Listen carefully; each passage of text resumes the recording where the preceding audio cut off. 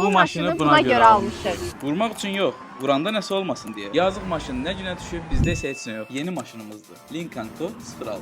Bunu almağa necə qərar verdik onu danışaq. Maşını ilkanə sürəcək deyə onun tələbləri var. Plug-in hibrid olsun. SUV olsun. Oturacağı elektrikli olsun. Yeni olsun. Yeni, yəni 2025 və birinci. Bütçəmiz də 25-30 mindir. Başladıq araşdırmağa. Bir neçə salondan modellər seçdik. Elə ilk olaraq gəldik 06-ya baxdıq. Buna yox, buna.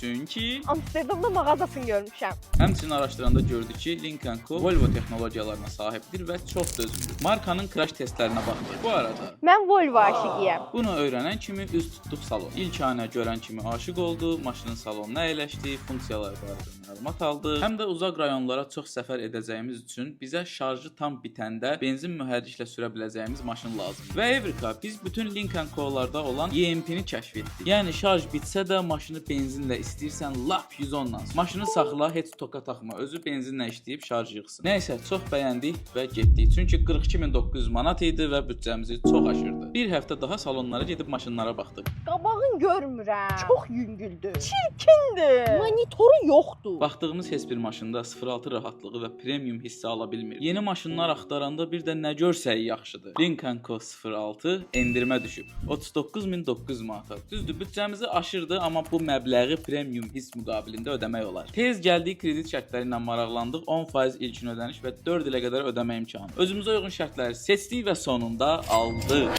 Alandan bir gün sonra bu kiçik hadisə də yaşandı. Qəzaya görə məyus olsaq da nə qədər düzgün seçim elədiyimizin şahidi olduq. Allah bir xeyirli olsunuzu.